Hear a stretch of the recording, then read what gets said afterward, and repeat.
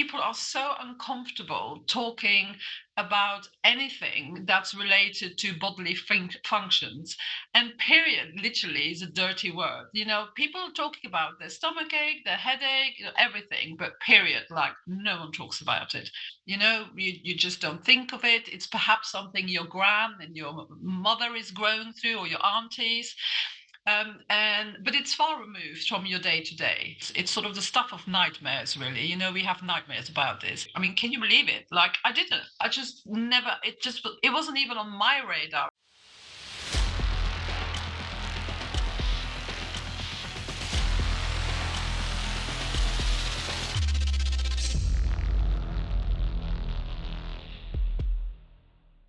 Hello, and welcome to the latest edition of But Is It Legal, the podcast from TBD Marketing.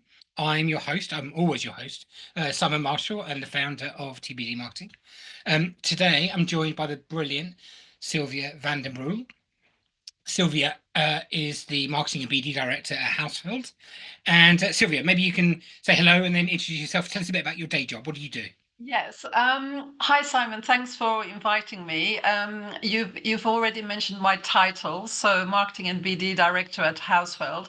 We're global disputes-only law firm, so I work with litigators on a day-to-day basis, and basically I really look after all the marketing and business development. So all the tools that comes under that umbrella is something I do with my team, and I always come in the morning and I think I'm going to be doing this, and then at the end of the day, surprisingly enough, I haven't done anything of this, and then have done other things. So never a boring day in my job, really. I was lucky enough to meet you at an event, I think, through a friend a couple of years ago. And then my kind of ears pricked up a bit when you were talking about doing this Menopause Matters kind of campaign. And I was really hoping that we could spend a bit of time talking about that today, if that's okay. Yeah, I would love to. As you know, unlike the last couple of months, I haven't really been shutting up about it. I think people might be people might be getting tired, I but think you don't stop talking about it until they start parroting it back at you, and that's when you know yeah, your messages have landed, right? it So, has exactly. And then just for anyone who's been under a rock for the last couple of months, then tell me a bit about, Menopause Matters. How did it start? What was the initial point that really kicked it off? Yeah, I think it sort of started the end of 2023 last year when Lucy Allen, the managing director of Barbary, posted on LinkedIn about her perimenopausal experience Right. as part of a board meeting. She was at a board meeting in the US, very important one. And she unexpectedly flooded through her knickers and trousers onto the chair. And I think every woman who listens to a podcast will know that it's just a horrifying experience, and it's sort of the stuff of nightmares, really. We have nightmares about this, and so she posted about it because she thought, well, I'm surely I can't have been the only one who has had an experience like this, but no one really talks about it, and she really wanted to talk about it, put it out there, and had an enormous reaction to her post on LinkedIn, including from me, because I had met Lucy at an award ceremony a couple of years before, so I knew her. And having been to the menopause myself 9 years ago, and having been quite vocal about it, but not really getting very far, being a bit of a lone voice on it, I sort of reposted her LinkedIn post and added my own sort of practical tips around it. And she got in touch, with, 6 other women who, in a similar fashion, had reposted and commented on her LinkedIn post. And then we got together, and Hausfeld, we got together one evening with, a glass of wine and some nibbles, and then really talked about it. And we decided we really want to normalize the conversation, create awareness around it, and this is really how it started. And I know, Simon, you've known me, a couple of years, and I'm quite vocal, roll up my sleeve, gets things done. But I simply didn't really have the networks that some of the others did, and I'm not really at a at the level of being a LinkedIn influencer. But people like Lucy Allen, she has amazing networks. Sarah Carnegie, Helen Burnett, so they were part of that, that core group of women. And just really, the collaboration has been amazing because between the combined thousands of contacts in the legal sector, combined with just a bunch of senior women who really were very supporting, really supported each other's ideas. We're very used to getting things done. And I think it has made a huge difference. What have been some of the biggest challenges that you've faced in terms of raising awareness about menopause, getting people to have conversations about menopause? Tell me a bit about where that resistance has been, and is there anything that we can do, maybe as allies or supporters? Yeah, so I think for me, there's really two things that are challenges and two factors. One of them, I think, is the relevance factor, and the other one is the cringe factor. And so what I mean by that is, I think the relevance factor is when you are, in your 20s, 30s, and even up to a certain extent, your 40s, the menopause is just not relevant. You just don't think of it. It's perhaps something your gran and your mother is going through, or your aunties. But it's far removed from your day to day. If you're a man, you don't have periods, so let alone that they stop. So again, not relevant, not on their radar. Um, and then if you combine that with the cringe factor, which is like, people are so uncomfortable talking about anything that's related to bodily functions, and period literally is a dirty word. People are talking about their stomach ache, their headache, everything, but period, like, no one talks about it. And so I think that, to me, is the two biggest challenges, because when we started doing this work, we actually found that it was equally women and men being very resistant to talk about it, because it's sort of a taboo topic. They don't want to draw attention to themselves. And so I think it's like perhaps less the conservatism of the sector, because this is a question we often get. It's always because, like, the law sector is so conservative. Well, I don't think that is the reason. I think the reason is that the combination of it not being relevant and the cringe factor, I think, plays a role regardless of in the sector in which you are. And I think even, like, the modern sectors like technology or media or AI, I think people are just equally reluctant to talk about it, really. But I do have high hopes, because I think there are a couple of things happening now, which is when I compared it to when I was going through the menopause 9 years ago, I think are vastly different. So the first one, I think, is really women like myself are prepared to talk about it and be very open about it and normalize, what is happening to us. And I think so we are less faced by the cringe factor. And I think it's also because maybe at the stage in our career, the fact that we are, senior in our organizations, I think brings a confidence with us, and that we are just sort of comfortable speaking out about it. So I think that is factor number one. Two, I think, is there is more focus around well-being and wellness in the workplace. They are, again, people are very prepared to talk about things that sit under that umbrella. I think there is also a preparedness of the newer generation to be more vocal around that good work-life balance.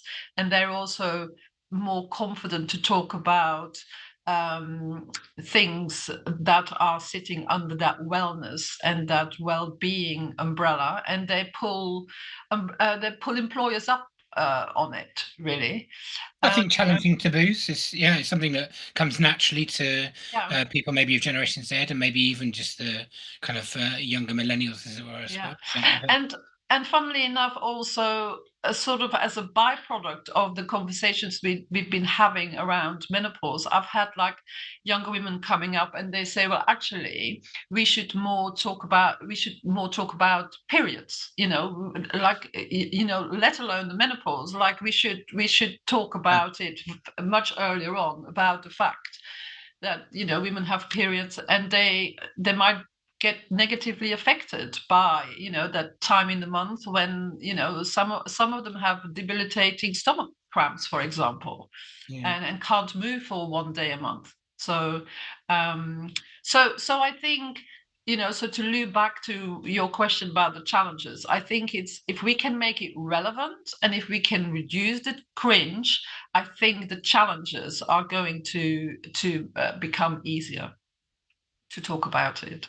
Just thinking about how you went about achieving kind of leadership buy-in, and thinking about it as a campaign for a minute as well. What strategies did you use? How did you go about achieving people at Hausfeld buying into what you were doing?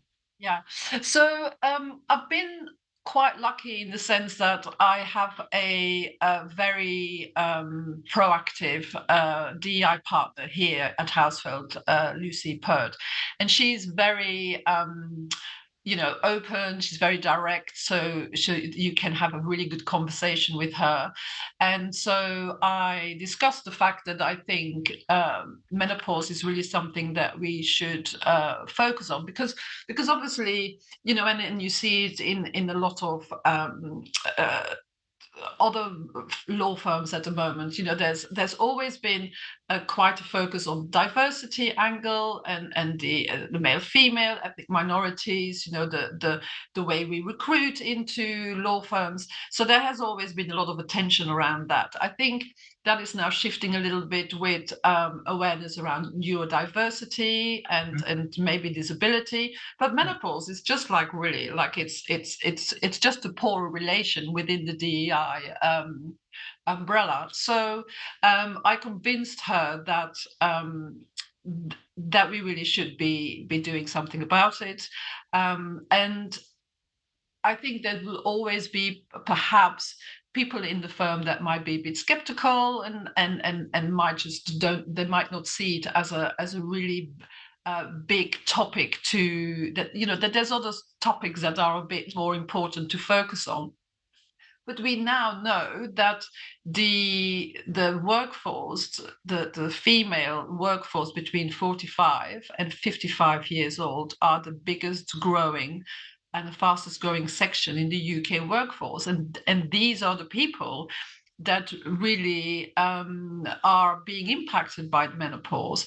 And we know that 1 in 10 is leaving because of the impact the menopause has on them as a person. So I think if you then get statistics in the mix, then I think, when you're talking to your management and you're talking about, right, like, let's look at how many people you have 50 and over, and okay, so that percentage might not be huge, but let's now extend that to the people between 35 and 50, and then 50 and over, because there is this thing like the perimenopause. And there are a lot of people who suffer from perimenopause. And then, so all of a sudden, that percentage of your workforce becomes much bigger. And then it becomes more relevant, right? Because if people are not being supported, they will go to other workplaces where they are being supported. Then you have your recruitment fees, you have experience walking out of the door, you have to retrain them. And so all of a sudden, it's a very different conversation, and it becomes a law firm management issue. And then that is very much the way that you can influence the leaders within your firm. But as I said, I've been very, very lucky with Lucy, she thought it was a good idea for me to become the menopause ally for the firm, and to like start putting through initiatives that will be in support of women that go through the menopause or the perimenopause. I mean, if I look back at my career as well, Silvia, I just think I've had so many fantastic female bosses when I worked in house as well, and I think many of them had probably gone through something similar like this to some degree or other, and have just been misunderstood at the time in which they need to be most understood. And we just watched astounding talent kind of walk out the door, Out the door. or be pushed out the door. Sylvia, Yeah. well, let's be honest, right? Yeah. Because of a misunderstanding about the nature of, the conditions of something was working with. I think it is really highly beneficial that we've, caught onto this well-being kind of vibe. I think from Gen Z initially, because I think it's influencing and improving the lives of everyone in the workplace. But I think that this the group of women that are affected by this.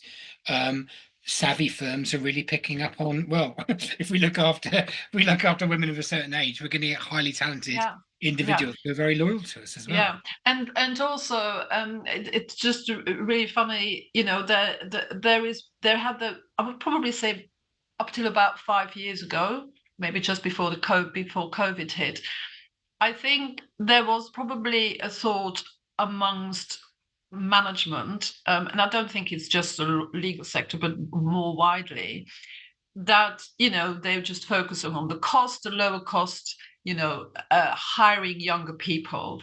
And there was like, there was not a lot of care for perhaps the older part of your workforce. But they've now realized that that's where the experience lies, and that's where the keep calm, carry on. This is a situation, we've seen it before, we get through it, and this is what we do.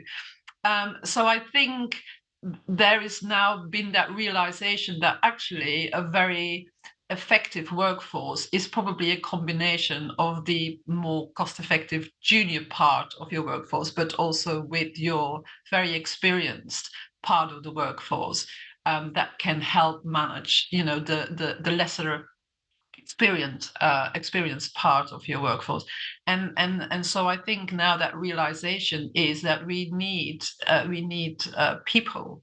And a very good friend of mine who actually stopped working for 2-3 years has been brought back into the workforce just for that reason, because they said we need people that have the experience, that have gone through similar situations, that understand the challenges, that understand the solutions, and we really want to bring people back in.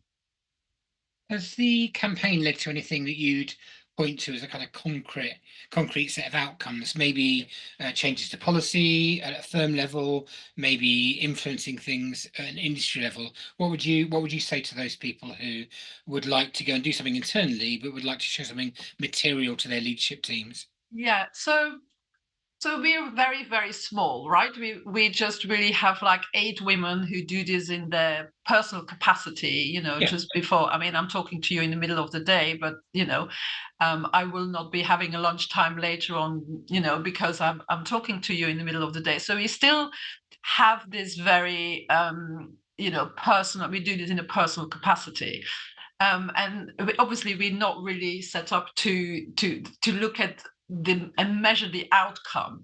So the only thing that we have at the moment is really sort of the anecdotal evidence. Yeah. But the anecdotal evidence, Simon, has been quite overwhelming and has been quite amazing. I have people come up to me when I'm at, marketing events or networking events, and they say, thank you so much for speaking out.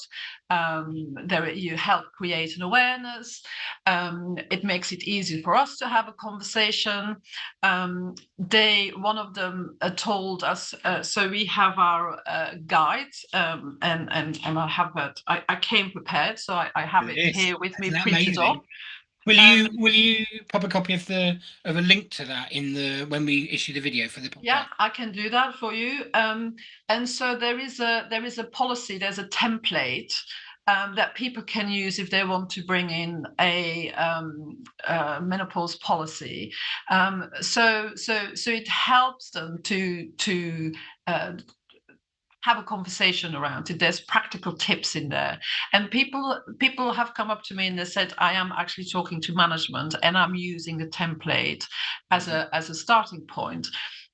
So that has really been very overwhelming, really. And the preparedness of people like, for example, yourself, to give us a platform to talk about it. Passel has done something very similar. Neil Rose and Ben Rigby, they're two male, reporters, editors, have been very willing to like write about it in their publications. So I do think it is probably like one thing at a time. I think it will be a long burner. It will be something that people, that we have to be prepared to continue to talk about it. Because of course part of it is educational. So a lot of what we do is educate people around, what's menopause, what's the impact, what are the symptoms, what are the misconceptions, but of course once you have like one generation leaving the workforce, another generation comes back in and needs to be educated. So it's I think it will be a continuous conversation. That's right. My sense is otherwise it could become one of those HR issues that HR things can quite often be a bit magpie-like. They like something new and shiny, and I think it's definitely had some time in the sunshine over the last couple of years. I mean, I've been to a menopause talk or two. I know some people very close to me have as well, but I don't want it to go off the radar again. I think it would be lovely to see it normalized and as part of the working kind of environment, rather than this is a trendy kind of element. One thing I'd say that I'd observe, it'd be interesting to hear your thoughts on this, is we have been talking about diversity for 15, 20 years within the sector in the broadest sense, but actually I feel strangely that on menopause we might have made greater advances in a shorter time frame than we did do on lots of the diversity challenges that we had back from early 2000s, as it were. Instead, is that your observation? Do you feel like we've made big progress in a couple of years, or have we still got a long way to go yet? I think that's quite interesting. I think instinctively I would say yes, but I think that can be explained because I'm a bit more vocal and in it. So I think people will talk to me about it. Do you see what I mean? Whereas like a confirmation bias, right? Yeah. So whereas before I would just go somewhere and no one would come up to me and talk about menopause, but now people do come up. So I'm thinking, oh great, more people are talking about it, but like I'm like not think that's probably a very scientific way of like looking at it. However, I do think the fact that more people are prepared to give us a platform, I think must be also because they understand that there is that, awareness around it, and therefore also a need to accommodate that. I also think it's helpful that it has been a little bit on the radar of the government. I think the government has realized that this really impacts the workforce, and therefore they are now taking steps to make sure that the workforce supports women in the perimenopause and menopause. So I think that is obviously helpful. All the combinations of that, is helpful. So I would say to your question is yes. I think there is probably they're talking a bit more about it, but we have a long way to go, right? We've done seminars, and on the chat, some of the comments are still very much, I cannot talk to my employer about this, and I'm talking law firms, right? So our employers are still not prepared to have agile, flexible working policies. If anything, we've seen that people are coming back from the agile working. And that is really one of the measures that women have said is extremely helpful when they are dealing with menopause. So I think it'd be interesting to see how that develops in the longer term. I mean, I'm so glad that you talked about the kind of government, point there. I think it's open to consultation at the moment as well. We're going to see some, and potentially under Labour government, some big push on this. I think it's driven by the unions as well. So there will be something that comes up over the next year, and it's going to be very interesting to see where it goes. I guess my Yeah. question for you, I always think the law firms have got a real opportunity to take not just the high road, but actually set the tone on things Mm, regularly. We've got a much more diverse workforce than lots of other sectors do. We've got more mm, women working in senior management roles. mm, There's greater equity. It could be better, of course, right? But it's mm. better than it is in some other industries. And I guess the thing I'd like to know, if it's okay for you to answer, is what would you, what would those 8 women want from a law firm and from other people like me? If we could come together and get behind something, what would it be? What could we do? Have you got a wish list? Have you got something that you'd like to achieve over the next year that requires firms coming together or Yeah, so I think they have to start looking at menopause as really an inclusivity issue, right? And I think it was very interesting, even myself, before I started talking about this, I never looked at this as a DEI issue. I mean, can you believe it? Like, I didn't. I just never. It wasn't even on my radar. And I'm like a woman going through the menopause, right? So I think it's really, don't look at it as a bunch of women who are having a very unwelcome symptoms that makes them a little bit more difficult to work with in the workforce. No, that is not what menopause is. Menopause can be very debilitating, and it can bring people to leave your workforce, and that is an economic issue, and that is, from a law firm point of view, something to be avoided.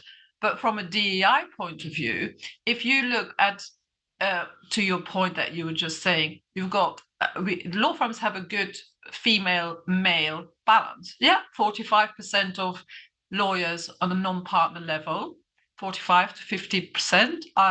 In some firms, a bit more, even over half are women. But we still have that fairly low percentage that gets to the partner, depending on the law firm, between 25 to 35%. Mhm.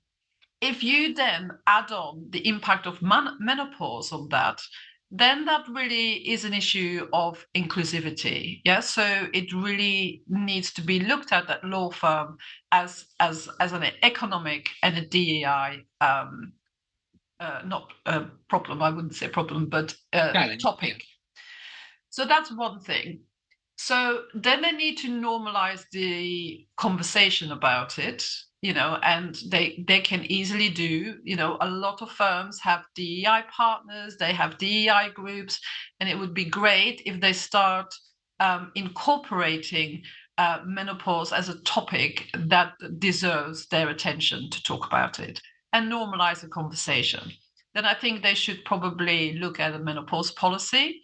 It doesn't necessarily need to be just menopause. It could be reproductive rights. It could go wider. It could have a slightly wider topic.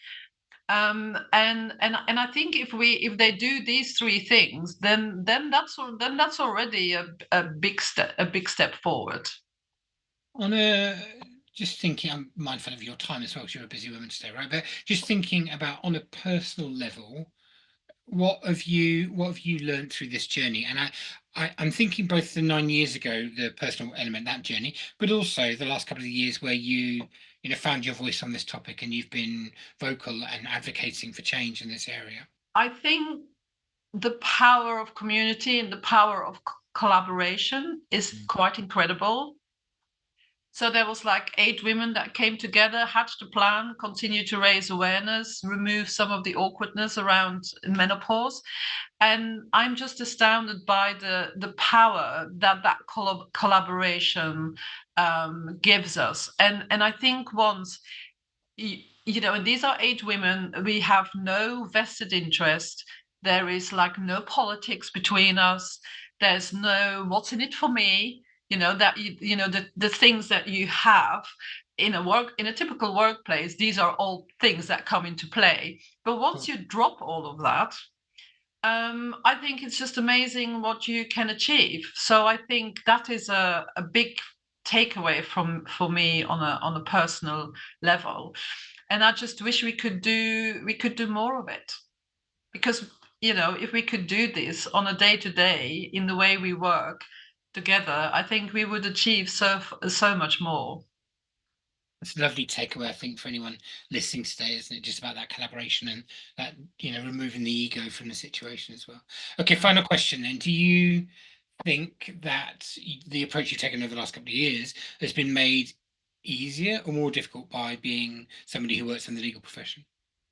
I think I go back to my relevance and cringe factor, and I think that probably specifically for this topic probably would have been as difficult to bring to the fore, whether I would be in a manufacturing, in a finance environment, or maybe like even in the modern media technology environment. So no, I actually probably don't think it has been impeded by the fact that I'm like working for law. I don't think so. Amazing. Silvia, listen, you're such an inspiring individual on this topic and on so many other things as well. If you don't already follow Silvia on LinkedIn, I would encourage you to do so. She's one heck of a laugh if you get to meet her face to face as well. I know I've had the benefit of a dinner, sat next to her a couple of times now as well. One of my favourite people to sit next to at dinner. Silvia, thank you so much for joining us today as well. And if you've enjoyed the episode and you're listening in, please feel free to share it with your networks. I think it's something that you can actually send to your leadership teams and ask them, hey, what are we doing about this? You don't have to send them the whole episode, just ask them the query. And just watching this alone probably prompts some of that thinking, I think, as well. I've learned a lot today. So Silvia, thank you very much. Thank you very much, Simon. It was a pleasure to talk to you.